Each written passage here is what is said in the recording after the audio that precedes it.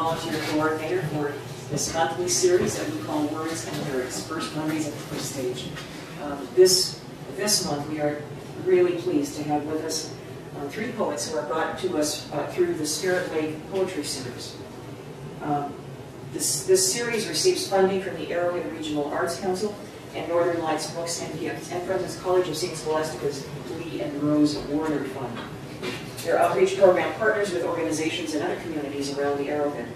The purpose of this program is to pair poets from different areas to create opportunities around the region to hear poetry and to hear poetry read aloud.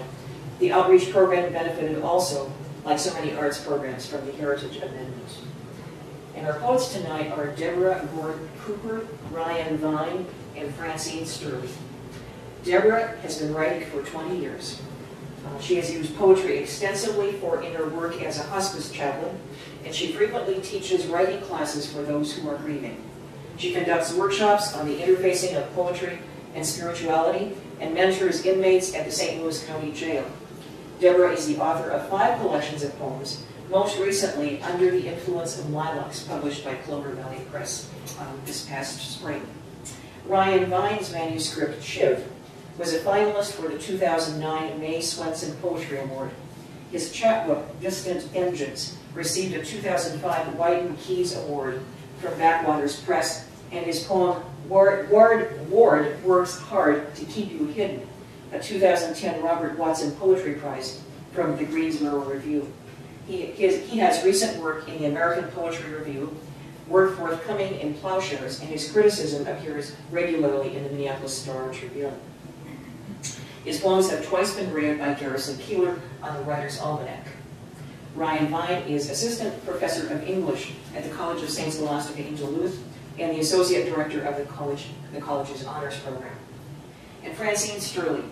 Her awards include 8 Pushcart Prize nominations, a Loft McKnight Foundation Award, a Jerome Foundation Travel and Study Grant, a Lake Superior Contemporary Writers Award, residencies at the Anderson Center for Interdisciplinary Studies, the Layton Studios at the Banff Center for the Arts, and the Black Block Nature Sanctuary, a career initiative grant from the Arrowhead Regional Arts Council, as well as both a fellowship grant and a career opportunity grant from the Minnesota State Arts Board.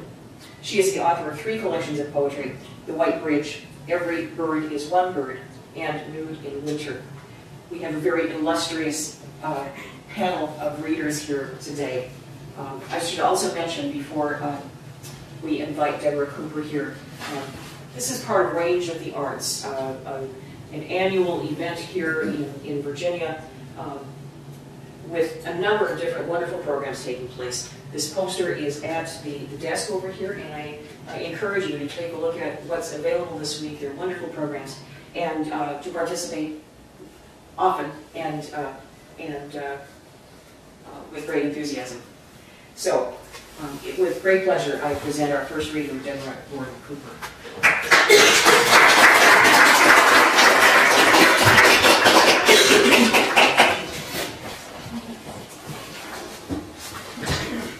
Thank you for the introduction, and thank you for hosting this event. And thanks to Spirit Lake Poetry Series for making this possible, and thank you for being here. I'm going to read primarily from my most recent collection, Under the Influence of Lilacs. And I think I'm going to start with some seasonal poems. This is not my favorite season right now, the March season. Last time I read, I did not know the page numbers, and I think I spent more time looking for the poems than I did reading them. So perhaps now I've written down page numbers. Winter storm warning. The sky is packed with sack-of-flower clouds. I know that I should go now in the nick of time to super one with all the wise Duluthians stalking up. But this mauve Afghan, the one that Nananit, has pinned me to the couch. Later, craving stew, eating the last 2 crackers in the box, I will, along with all the other slackers, call dominoes and tip big. I hope we won't be having more winter storms. Late winter day. At last, the sun succeeds, wearing a hole in the fabric that drapes the sky. I am waiting for the gray cloak of winter and of grief to ease, freeing my shoulders, unburdening the breath. Afternoon stretches into evening, leaving overhead a web of lace. The blue shows through. And this one is a hopeful poem. Green. I am the color green your eyes crave. Late March, by now the pines are insufficient. I am that half-remembered tender green, color of longing, curled in the earth till the first inkling of thaw, asleep in the deep of a frozen pond, a promise in my throat, I am on my way to you.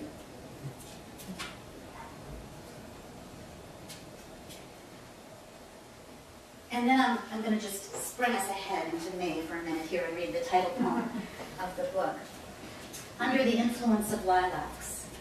The buds of lilacs split their tiny seams, unleash their fragrance, lifted by the breeze through window screens, through yards of summer children. A woman dozing in a rocker on a porch dreams of a long-ago lover. Her husband, watering the garden, begins to whistle an old song. Birds call and answer in the branches. A man walking a dog stops, caught in the memory of a lavender dress, and someone somewhere starts a poem. And I'm going to read a few poems that were inspired by grocery shopping. I seem to have really a lot of poems that have nothing to do with grocery shopping, which makes me feel kind of pathetic. You get your inspiration where you can.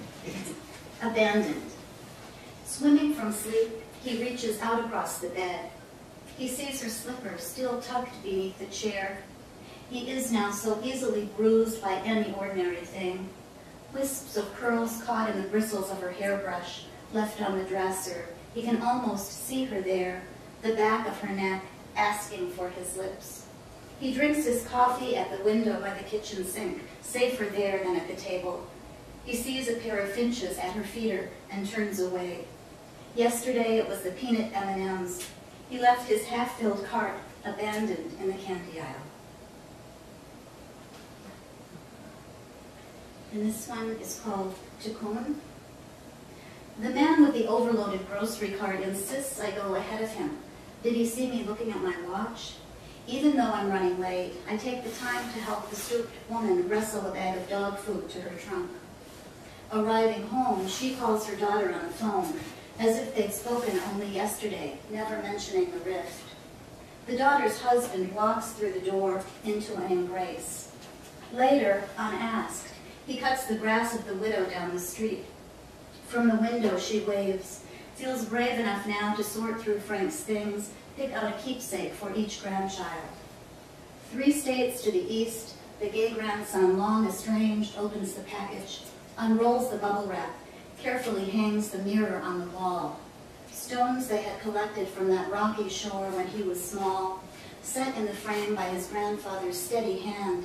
That night he writes a letter.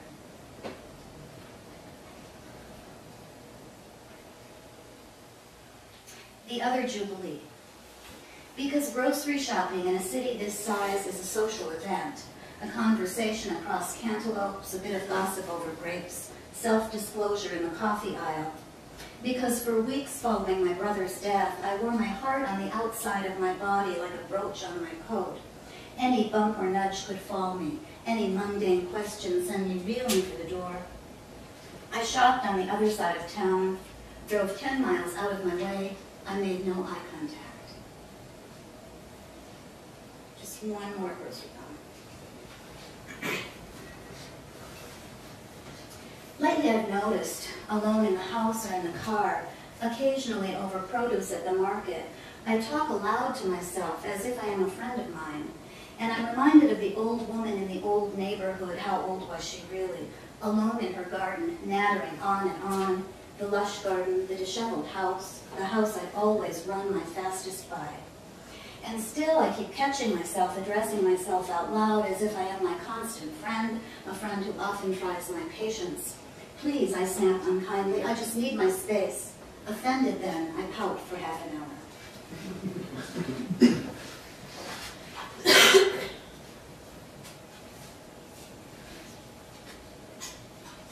And this is a poem for Joel, my husband.